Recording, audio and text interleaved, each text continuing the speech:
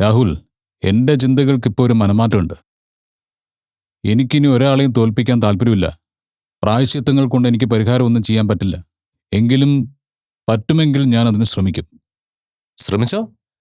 എന്നിട്ട് പറ്റുമെങ്കിൽ ഒരു കാര്യം കൂടി ചെയ്യും. ഡോക്ടർ മൈഥിലി ആനന്ദമായിട്ടുള്ള രഹസ്യബന്ധത്തിനെ കാവൽക്കാരനായിട്ട് ചെന്നിരിക്കുകയും കൂടി ചെയ്യ്. രാഹുൽ, എന്താ പറഞ്ഞപ്പോ പൊള്ളിയോ? ഡോക്ടർ മൈഥിലി ചീത്തയാണ് മനുഷ്യ. ഈ നാട്ടിലെ ഏറ്റവും വൃത്തികെട്ട പെണ്ണ. ഏയ് നിക്ക് നിക്ക് നിക്ക്. ഡോക്ടർ മൈഥിലിയെ പറ്റി ഒരാളൊരു വാക്ക് പറയുമ്പോ ഇങ്ങനെ കലുതുള്ളേണ്ട കാര്യമൊന്നുമില്ല. അവരുടെ മുന്നിലല്ലേ ഇതൊക്കെ കാണിക്കേണ്ടത്. ഇയാളുടെ ഉദ്ദേശം എനിക്ക് വ്യക്തമായിട്ട് അറിയാം മിസ്റ്റർ. ഇയാൾക്ക് എങ്ങനെയെങ്കിലും അവരുടെ കാൽച്ചുവട്ടിൽ വീണ്ടും എത്തണം. നമ്മൾ തമ്മിൽ പ്രത്യേകിച്ച് ബന്ധമൊന്നും ഇല്ലാത്ത സ്ഥിതിക്ക് അതിന് സഹായം ചെയ്യാൻ തൽക്കാലം എനിക്ക് ബുദ്ധിമുട്ടുണ്ട്. പിന്നെ പുറത്തു വന്ന വാർത്ത, അതിന്റെ പിന്നിലുള്ളവരെ നിങ്ങൾ എല്ലാരും കൂടി ചേർന്ന് കണ്ടുപിടിക്ക്. ഒരു കാര്യം മനസ്സിലായിക്കോ, അപവാദവാ, ലൈംഗിക അപവാദം. തൊടുന്തോറും ചീഞ്ഞുകൊണ്ടിരിക്കുന്ന ഒന്നത്. അവസാനം ചിലപ്പോ ഡോക്ടർ മൈഥിലി ഒരു കയറി തൂങ്ങി നിൽക്കുന്നത് തനിക്ക് കാണേണ്ടി വരും. ഇല്ലടാ, ഇതങ്ങനെയല്ല അവസാനിക്കാൻ പോകുന്നത്. ഇത് നിന്റെ അവസാനമാണ്. ഞാനിപ്പോൾ വല്ലപ്പോഴും പ്രാർത്ഥിക്കാൻ തുടങ്ങിയിട്ടുണ്ട്. ഇതുവരെ ചിന്തിക്കാത്തത് പലതും ചിന്തിച്ചും തുടങ്ങിയിട്ടുണ്ട്. സന്തോഷം. ദൈവങ്ങളെല്ലാവരും കൂടി എന്റെ നേർക്ക് വരുവാണെങ്കിൽ അവിടുന്ന് രക്ഷപ്പെടാനുള്ള മാർഗവും എനിക്കറിയാം. ക്രിസ്റ്റി, പിടിച്ചു വലിച്ച് പുറത്തിട്ട് വാതിലടയ്ക്കടാ. വേണ്ട, ഞാൻ പോകുന്നു രാഹുല്. പക്ഷെ ഇനി കാണുമ്പോ കുറ്റവാളി എന്ന നിലയ്ക്ക് നിന്നെ കൊണ്ടുപോകാനായിരിക്കും വരിക.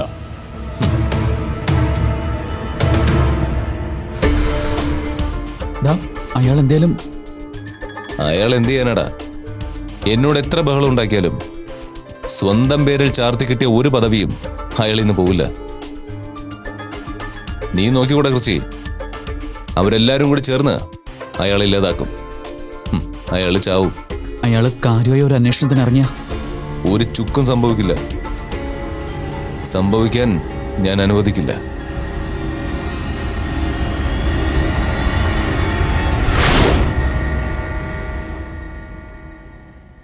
കുഞ്ഞ് നഷ്ടപ്പെട്ട കാര്യത്തില് നിങ്ങളെല്ലാവരും എന്റെ പേര് തന്നെയാണ് പോലീസിനോട് പറഞ്ഞിരിക്കുന്നത്, അല്ലേ?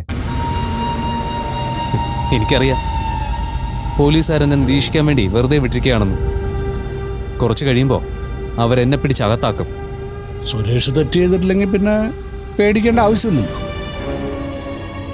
പിന്നെ ഒരു പ്രശ്നം വരുമ്പോഴാണല്ലോ പോലീസും നിയമവ്യവസ്ഥയും ഒക്കെ ഉള്ളത്. സാധാരണക്കാർക്ക് അതൊക്കെ ഉള്ളല്ലോ ആശ്രയം. ചൈതന്യ എനിക്ക് ഭയങ്കര ഇഷ്ടമായിരുന്നു ഫാദറെ. ഞാൻ അവളെ വല്ലാതങ്ങ് സ്നേഹിച്ചു. അവളും എന്നോട് അങ്ങനെയൊക്കെ തന്നെയാണ് കാണിച്ചിരുന്നത്. ആ ബന്ധത്തിനിടയിലാണ് ആ ചതി പറ്റുന്നത്. സത്യം പറഞ്ഞ അവളെങ്ങ് കൊല്ലണമെന്ന് എനിക്ക് തോന്നിയത്. പിന്നെ എനിക്ക് മനസ്സിലായി എന്നെക്കൊണ്ട് അതിനൊന്നും പറ്റില്ല എന്ന്. എന്റെ കുഞ്ഞിനെ പ്രസവിച്ച അമ്മയല്ലേ അവള്. പിന്നെ എന്റെ വാശി മുഴുവൻ ആ കൊച്ചിന്റെ കാര്യത്തിലായിരുന്നു. എനിക്കൊരു കുടുംബം ഇല്ലാതാവുക, അവര് കൊച്ചിനെയും കൂട്ടി സുഖമായി കഴിയുക, കൊച്ചിനെ അവർക്ക് ദാനം ചെയ്തിട്ട് ഈ ലോകത്തിലെ ഏറ്റവും വലിയ ആള് പോലെ നടക്കുക. ഒരു സാധാരണക്കാരന് തോന്നുന്ന വാശി ആ കുട്ടി. സുരേഷ്, നിങ്ങളൊക്കെ സംശയിച്ചത് ശരി തന്നെയാ ഫാദറെ. ആ കുട്ടിയെ ഞാൻ തന്നെയാ കൊണ്ടുപോയത്. എന്നിട്ട് ഞാൻ കൊണ്ടുപോയൊരു മുറിയിൽ പൂട്ടിയിട്ടു. തിരിഞ്ഞു നോക്കിയില്ല. അവിടെ കിടന്ന് ചാവട്ടെ എന്നാ കരുതിയത്. പക്ഷേ വന്നിരുന്നിട്ട് എനിക്ക് സ്വസ്ഥത കിട്ടണ്ടേ. പിന്നെ ചോറ് വാങ്ങിച്ചു കൊടുത്തു, വെള്ളവും വാങ്ങിച്ചു കൊടുത്തു. കരയാതിരിക്കാൻ ഞാനിവിടെ കൂട്ടിരുന്നു. ഈ പിള്ളേർക്കൊരു കാര്യമുണ്ട് ഫാദറെ, കരഞ്ഞ് കരഞ്ഞ് മനസ്സിനകത്ത് കയറി അങ്ങ് അള്ളിപ്പിടിക്കും. എൻ്റെ കുഞ്ഞും അങ്ങനെയായിരുന്നു. അതിൻ്റെ അടുത്ത് നിന്നിരിക്കുമ്പോൾ എനിക്കെൻ്റെ കുഞ്ഞിനെ ഓർമ്മ വരും. അതുകൊണ്ട് ഞാൻ കൊന്നില്ല. ഫാദർ പോലീസിനെ വിളിച്ചോ, എന്നെ അവരെ കൊണ്ടുപോയിക്കോട്ടെ. കുറ്റം ഞാൻ സമ്മതിച്ചാൽ മതിയല്ലോ. നിയമം ജയിക്കട്ടെ ഫാദർ. സ്നേഹിക്കാൻ മാത്രം അറിയാവുന്ന ഞാനൊക്കെ തോറ്റുപോട്ടെ. എന്നിട്ട് റീസൺ മോളോ?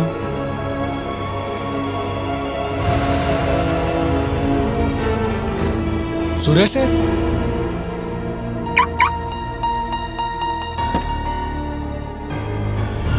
മോളിറങ്ങി. മോള് അകത്തേക്ക് ചെല്ല്. ഓക്കെ. ഫാദർ, ട്രീസമോളെ, എന്റെ അച്ഛൻ എവിടെ? അമ്മ എവിടെ? അവര് വിളിക്ക് ഫാദർ.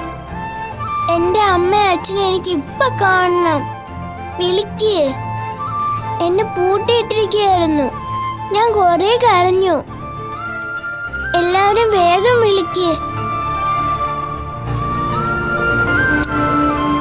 വിളിക്കാം മോളെ. അമ്മ അച്ഛൻ ഇപ്പൊ തന്നെ വിളിക്കാം. പോലീസുകാർ വരുന്നവരെ ഞാനിവിടെ പുറത്ത് നിൽക്കാം. അത് വേണ്ട സുരേഷേ. ഫാദറെ, എടോ, പശ്ചാത്താപത്തിന് മുകളിൽ ഒരു പരിഹാരമില്ലെന്നാ. താനത് ചെയ്തിരിക്കുന്നു. ഒരമ്മയുടെ മനസ്സ് മനസ്സിലാക്കി ഈ കുഞ്ഞിനെ തിരിച്ചു കൊടുത്തു എന്ന് പറയുന്നത് തൻ്റെ മഹത്വമാണോ? അവരൊക്കെ വരട്ടെ, എന്നിട്ട് മടങ്ങാൻ തനിക്ക്. അല്ല ഫാദർ. ഹാ, എടോ, കേസിൻ്റെ കാര്യമല്ലേ, അതൊക്കെ നമുക്ക് പിന്നീട് പറയാം. ഞാൻ തന്നെ സിയോട് നേരിട്ട് നിന്ന് സംസാരിക്കാം. താനൊരു വലിയവനാടോ. അതിൻ്റെ സാക്ഷിയാ ഈ ട്രീസമോള്.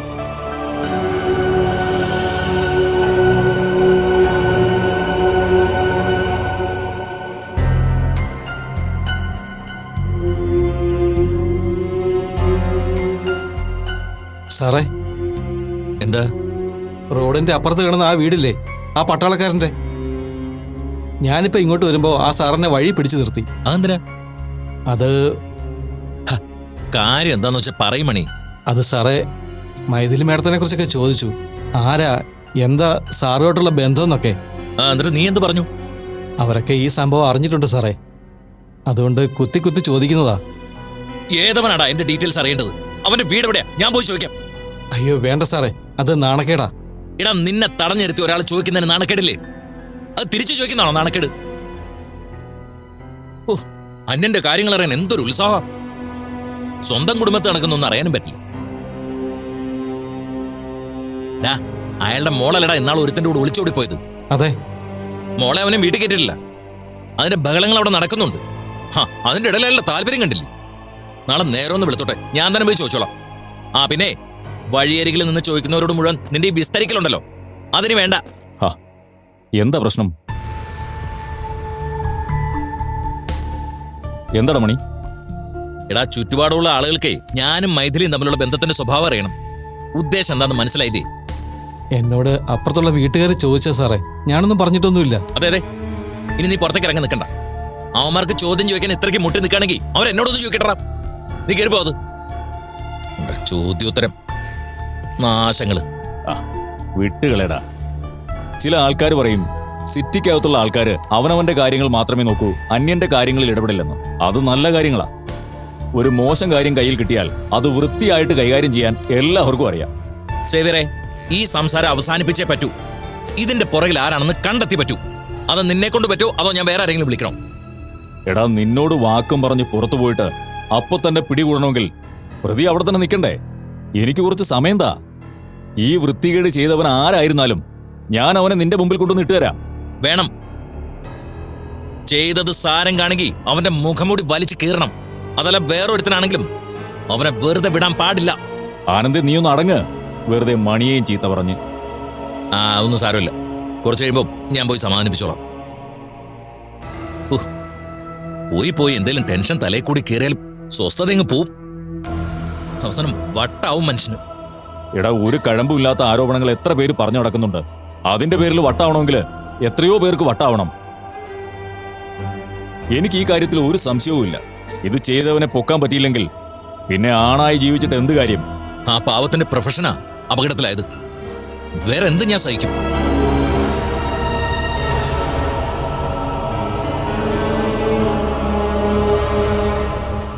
Stone paper scissor. മോളെ, പിടിക്കടോ. മോളെ, മോളെ,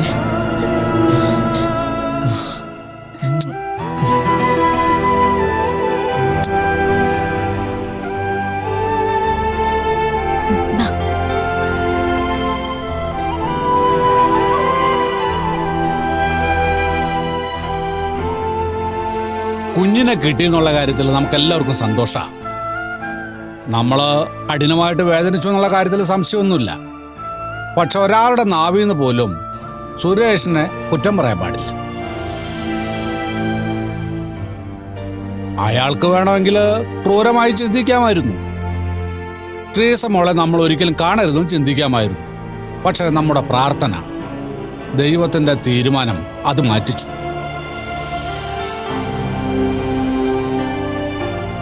ഇപ്പൊ നമ്മൾ അനുഭവിക്കുന്ന ഈ സന്തോഷം, അങ്ങനെ നോക്കിയാ അത് തികച്ചും ദൈവത്തിന്റെ ദാനമാ. സ്നേഹ, മോളെ അകത്തേക്കുണ്ടോ? കുറച്ചു നേരം അവൾ അവിടെ ഇരിക്കട്ടെ. ഫാദർ, കഴിക്കാൻ എന്തെങ്കിലും ഉണ്ടോ എന്റെ മോൾക്ക് കൊടുക്കാൻ? ഉണ്ട് മോളെ, നീ ചെല്ല്. വാ, അമ്മ ഭക്ഷണം തരാം, എന്നിട്ട് ഉറക്കാം.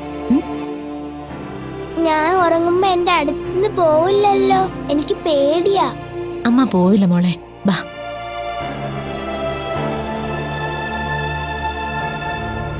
സുരേഷേ, സത്യം പറഞ്ഞാൽ എനിക്ക് എങ്ങനെ തന്നോട് പ്രതികരിക്കേണ്ടതെന്നറിയില്ല. താനാണ് ഈ ചെയ്തതെന്ന് തോന്നിയ നിമിഷം തന്നെ അങ്ങ് തീർത്ത് കളയാൻ തോന്നിയതാ. പക്ഷേ ഈ മനംമാറ്റം അത് ഞാൻ പ്രതീക്ഷിച്ചില്ല. അതിന് കാരണം ഞാൻ ഫാദറിനോട് പറഞ്ഞു. എപ്പോഴും നമ്മൾ തോൽപ്പിക്കുന്നത് പിള്ളേരല്ലേ. എടോ, മോളെ കണ്ടെത്തുന്നതിന് വേണ്ടി എന്തിനു ഞങ്ങൾ തയ്യാറായിരുന്നു. എത്ര പണം വേണമെങ്കിലും തരുമായിരുന്നു. തനിക്ക് എന്തെങ്കിലും ആവശ്യമുണ്ടെങ്കിൽ താൻ എന്നോട് ചോദിക്കും, ഞാൻ തരാം. എൻ്റെ പൊന്ന് സാറേ, കിട്ടുന്നതുകൊണ്ട് അന്തസ്സായിട്ട് ജീവിക്കുന്ന ഒരാളാ ഞാൻ. കിട്ടാത്തതിനെക്കുറിച്ച് വേവലാതിപ്പെടാറുമില്ല. കോടികൾ കിട്ടുമെന്ന് പറഞ്ഞാലും ഇങ്ങനൊരു പണി ഞാൻ ചെയ്യില്ല. ഇത് വേറെയാ സാറേ. ജീവനെ പോലെ സ്നേഹിച്ചവള് നെഞ്ചിൽ കത്തി കയറ്റി നിറഞ്ഞപ്പോ തോന്നിയൊരു പ്രതികാരം.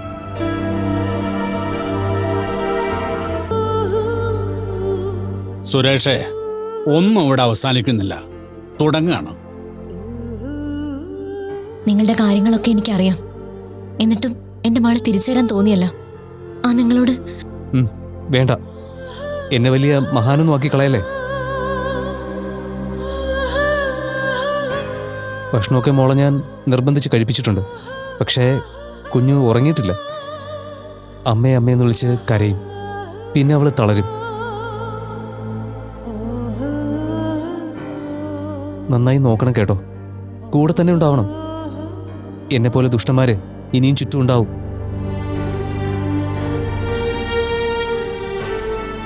ഞാൻ സ്റ്റേഷനിലേക്ക് പോവുകയാണ് ഫാദറെ. നിയമം അതിൻ്റെ വഴിക്ക് നടക്കട്ടെ. ആ എടോ, ഞാൻ സിയെ വിളിച്ച് വരാൻ പറഞ്ഞിട്ടുണ്ട്. സിയെ ഇങ്ങോട്ട് വരും. സുരേഷ് ഇവിടെ ഇരിക്കും. ഇദ്ദേഹത്തിനെതിരെ ഒരു നടപടി ഉണ്ടാവരുതെന്ന് സിഐയോട് പറയണം. ഇദ്ദേഹം ശിക്ഷിക്കപ്പെട്ടാല് അതില് ഒരു ന്യായവും ഇല്ല. തെറ്റിന്റെ അളവ് തൂക്കി നോക്കുമ്പോ ഏറ്റവും കുറഞ്ഞ തെറ്റ് ചെയ്തത് ഈ മനുഷ്യനാ. സുരേഷേ, ജീവിതം നഷ്ടപ്പെട്ടു എന്ന് തോന്നല് നമുക്ക് പലപ്പോഴും ഉണ്ടാവുന്നൊരു കാര്യമാണ്. നമ്മുടെ ഏറ്റവും വലിയ സങ്കടങ്ങളിൽ നമ്മുടെ മനസ്സങ്ങനെ പറയാം. പക്ഷേ നമ്മൾ ആഗ്രഹിക്കുന്നതെല്ലാം കുറച്ച് പതുക്കെയാണെങ്കിലും എല്ലാം തിരിച്ചു വരും. ജീവിതത്തിൽ എനിക്ക് ബോധ്യപ്പെട്ടൊരു സത്യം അത്. നമുക്ക് ക്ഷമിക്കാനും പൊറുക്കാനും ഒരൊറ്റ ജീവിതമല്ലേ ദൈവം തമ്പുരാൻ തന്നിട്ടുള്ളൂ, അല്ലേ സുരേഷ്?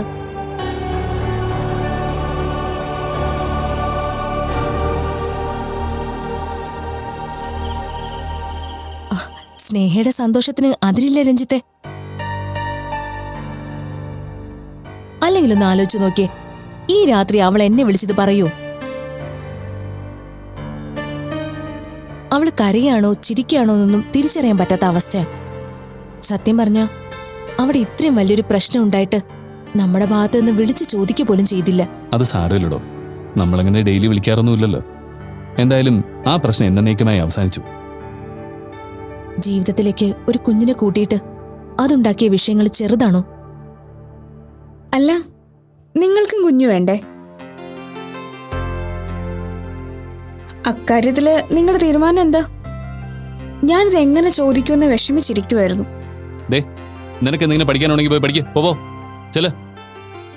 അങ്ങനെ പോകുന്നില്ല. പണ്ടത്തെ പോലെയൊന്നും അല്ല. ഇത്തരം കാര്യങ്ങളെ എല്ലാവരും കൂടെ ഒന്നിച്ചിരുന്ന് സംസാരിക്കുന്നത് കൊണ്ട് ഒരു പ്രശ്നവും ഇല്ല. എന്താ കാര്യം? ഒരു കൊച്ചിനെ വേണമെന്നോ അതിന് താലോലിക്കണമെന്നോ രണ്ടുപേർക്കും തോന്നുന്നില്ലേ? ഞങ്ങൾക്കിപ്പോ കൊച്ചായിട്ട് നീയുണ്ടല്ലോ. അതുകൊണ്ടാ. പിന്നെ വലിയ തമാശയായിപ്പോയി. ഇനി നാളെ രാവിലെ ഒരു തൊട്ടില് കെട്ടി എന്നെ അതിലിട്ട് ആട്ടുക കൂടിച്ചേ. അതെ, കാര്യം എന്താന്ന് പറ. എന്തേലും പ്രോബ്ലം ഉണ്ടോ? ഈ പ്രായത്തിൽ നിന്ന് മുന്നോട്ട് പോയാലേ പിന്നെ കുറെ കഴിയുമ്പോ സ്നേഹിച്ച് മരണങ്ങളും ചെയ്തതുപോലെ ദത്തെടുക്കൽ തന്നെയാവും നിങ്ങളുടെ മുമ്പിലുള്ള മാർഗവും. അങ്ങനെ കുഴപ്പമൊന്നുമില്ല മോളെ. പിന്നെ എന്താ കാര്യമെന്നറിയാൻ ഇതിന്റെ പുറകെ പോയില്ല എന്നുള്ള സത്യം. മൈഥിലി നിർബന്ധിച്ചിട്ടുണ്ട്, ഫ്രണ്ട്സും പറഞ്ഞിട്ടുണ്ട്. പക്ഷേ ഞങ്ങളത് കാര്യമാക്കിയിട്ടില്ലെന്നേ ഉള്ളൂ. സാധാരണ ഒരു കുഞ്ഞില്ലാത്ത വിഷമം പെണ്ണുങ്ങൾ അധികം പറഞ്ഞുകൊണ്ട് നടക്കും. നമ്മുടെ ആള് അതങ്ങനെ അധികം പറഞ്ഞത് ഞാൻ കേട്ടിട്ടേ ഇല്ലല്ലോ. ഇന്നു മുതൽ പറയാം. രാവിലെയും ഉച്ചയ്ക്കും വൈകുന്നേരം ഒക്കെ ഞാനിങ്ങനെ പറഞ്ഞുകൊണ്ടേ നടക്കാം. എന്താ? ഞാൻ ചോദിച്ചു എന്നേ ഉള്ളൂ. അതിനെന്നോട് ശൗര്യം കാണിക്കൊന്നും വേണ്ട. എന്തായാലും നീ പറഞ്ഞല്ലേ, നമുക്ക് സീരിയസ് ആയിട്ട് തന്നെ ചിന്തിച്ചേക്കാം. പിന്നെ ഈ തിക്കും തിരക്കും ബഹളമൊക്കെ കഴിഞ്ഞ് ഒന്ന് ചിന്തിക്കാന്നാ കരുതിയത്. ഈ തിരക്ക് പെട്ടെന്നങ്ങ് തീരാൻ പോവാ. സോ ഇതങ്ങ് ഫിക്സ് ചെയ്യാം.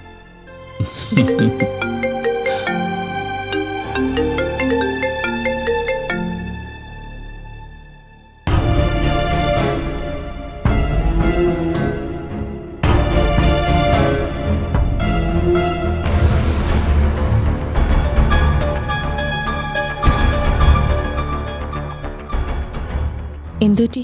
ആരാ വിളിച്ചത്? കാര്യം പറ രഞ്ജിത്ത്. എടോ, ആ മൈഥിലിയുടെ വാർത്തയും വീഡിയോ ഒക്കെ ഉണ്ടല്ലോ, സോഷ്യൽ മീഡിയയിൽ ആകെ നിറഞ്ഞിരിക്കുക.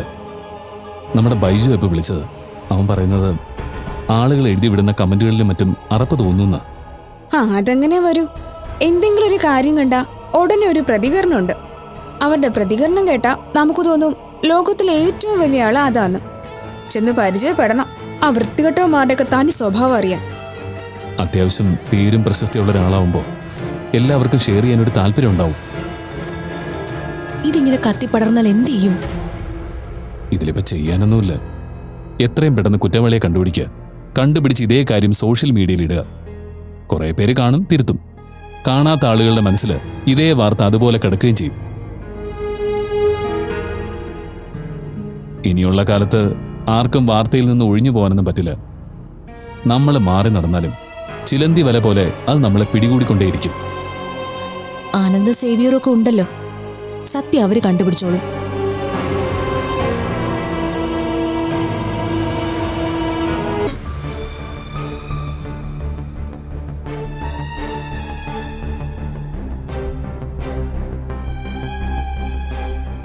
അമ്മ ഉറങ്ങിയില്ലേ ചേച്ചി? ഇല്ല, അമ്മ അതേ ഇരിപ്പിരിക്കുക. ഞാൻ പിന്നെയും പിന്നെ ചോദിച്ചപ്പോൾ അമ്മയ്ക്ക് ദേഷ്യം വന്നു. അമ്മ എങ്ങനെ സമാധാനിപ്പിക്കാനാ? എനിക്കറിഞ്ഞൂടാ. ഹോസ്പിറ്റലിൽ എല്ലാവരുടെയും മുന്നിൽ നാണം കിട്ടപ്പോൾ അമ്മയ്ക്ക് നല്ല സങ്കടം ഉണ്ടായിട്ടുണ്ടാവും. അമ്മയുടെ പ്രൊഫഷനെ മാത്രമേ സ്നേഹിക്കുന്നതല്ലേ, അപ്പൊ സങ്കടം ഉണ്ടാവും. എല്ലാരും അച്ഛനോട് ചോദിച്ചതല്ലാതെ ഒന്നും ചെയ്തില്ലല്ലോ. ആനന്ദങ്ങളും അതെ, സേവ്യറങ്ങളും അതെ. അവരാരും ഒന്നും ചെയ്യണ്ട. എന്താ ചെയ്യേണ്ടതെന്ന് എനിക്കറിയാം. എന്ത്? ചേച്ചി എന്താ ചെയ്യാൻ പോകുന്ന? ഒന്നുമില്ല. പറ ചേച്ചി. ഇനി ഇങ്ങോട്ട് വരാൻ ധൈര്യം ഉണ്ടെങ്കിൽ അച്ഛൻ വരട്ടെ, അപ്പൊ കാണിച്ചു കൊടുക്കാം. ദേ, അമ്മ പറഞ്ഞിട്ടില്ലേ അമ്മ അറിയാതൊരു കാര്യം ചെയ്യാൻ പാടില്ലാന്ന്? അമ്മയോട് പറയുന്നില്ല. അമ്മയ്ക്ക് മാത്രമല്ലല്ലോ, മക്കൾക്ക് കൊണ്ട് ഉത്തരവാദിത്തം.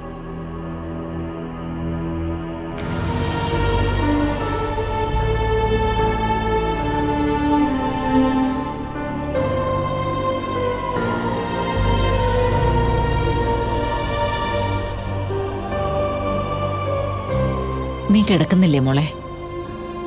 അമ്മ പോയി കിടന്നോളൂ, എന്നെ നോക്കണ്ട. അങ്ങനെ പറഞ്ഞാൽ ശരിയാവൂ? പോട്ടെ മോളെ, ഇതിനേക്കാളും വലിയ മാനക്കേട് സഹിച്ചവളല്ലേ നീ? അതെ അമ്മേ, പക്ഷെ അതൊന്നും എൻ്റെ ഹോസ്പിറ്റലിലെ ചുറ്റുപാടുകളിൽ എത്തിയിരുന്നില്ല. എത്താതെ ഞാൻ സൂക്ഷിച്ചു. അത് സാരിങ്ങനെ നന്നായിട്ട് അറിയാം. എനിക്കെൻ്റെ ജോലിയോടുള്ള ഇഷ്ടം അറിയാം. ഇഷ്ടപ്പെടുന്നൊക്കെ തട്ടിത്തെറിപ്പിക്കണമല്ലോ, എന്നാലല്ല അയാൾ ജയിക്കൂ. ഒരു തെറ്റും ചെയ്യാത്ത നിന്നെ തോൽപ്പിക്കാനൊന്നും അവന് പറ്റില്ല. എപ്പോഴാ അവൻ നിന്റെ മുമ്പിൽ ജയിച്ചിട്ടുള്ളത്? എന്തൊക്കെ കാണിച്ചു കൂട്ടി, ആരെയൊക്കെ ചതിച്ചു, നിന്നെ എത്ര വേദനിപ്പിച്ചു. എന്നിട്ട് അവന്റെ അവസ്ഥ എന്താ? ഒരു തെരുവ് തണ്ടി. ഇനിയിപ്പോ ഒരു പടുമരണം കൂടി, അത്രേ ഉള്ളൂ ബാക്കി. ഒരുപക്ഷെ എൻ്റെയും മക്കളുടെ അടുത്ത് നിന്നില്ലായിരുന്നെങ്കിൽ അമ്മയ്ക്ക് മോനെക്കുറിച്ച് കുറച്ചും കൂടെ നന്നായിട്ട് ചിന്തിക്കാൻ പറ്റുമായിരുന്നു അല്ലേ? ഞാൻ നല്ലതിനെ സ്നേഹിക്കാനേ പഠിച്ചിട്ടുള്ളൂ. അതുകൊണ്ടാ അവനേക്കാൾ പ്രാധാന്യം നിനക്ക് ഞാൻ കൽപ്പിച്ചത്. മോള് ആനന്ദിനെ വിളിച്ചോ? അവനും വിഷമത്തിലായിരിക്കുമല്ലേ? അതങ്ങനെ അമ്മ. വളരെ കുറച്ച് ബന്ധങ്ങൾക്ക് മാത്രമേ പവിത്രമായ പ്രാധാന്യം ഉണ്ടാവൂ. എൻ്റെ ചുരുക്കം ചില സുഹൃത്തുക്കളോട് എനിക്കതുണ്ടായിട്ടുണ്ട്. ആ കൂട്ടത്തിലെ ആനന്ദ്. നിസ്സാര നേട്ടങ്ങൾക്ക് വേണ്ടി അതൊക്കെ ഇങ്ങനെ കളങ്കപ്പെടുത്താന്ന് പറയുമ്പോൾ ആർക്കാ സഹിക്കാൻ പറ്റാ? എന്നെ ഫേസ് ചെയ്യാൻ ആനന്ദിന് നാണക്കേട് തോന്നുന്ന അവസ്ഥയിലായി ഇപ്പൊ കാര്യങ്ങൾ.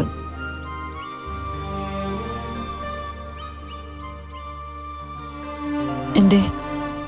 ഞങ്ങൾ അമ്മയുടെ കൂടെ ഇവിടെ ഇരുന്നോളാം. വേണ്ട. വേണം. ഞങ്ങൾക്ക് വിഷമം വരുമ്പോൾ അമ്മ ഞങ്ങളുടെ കൂടെ ഇരിക്കാറുണ്ടല്ലോ. അതുപോലെ അമ്മയ്ക്ക് വിഷമം വരുമ്പോൾ ഞങ്ങളും കൂട്ടിയിരിക്കാം. അമ്മമാർക്ക് കിട്ടുന്ന ഏറ്റവും വലിയ അനുഗ്രഹമല്ലേ ഇങ്ങനെ ഒട്ടിച്ചേർന്നിരിക്കുന്ന മക്കള്.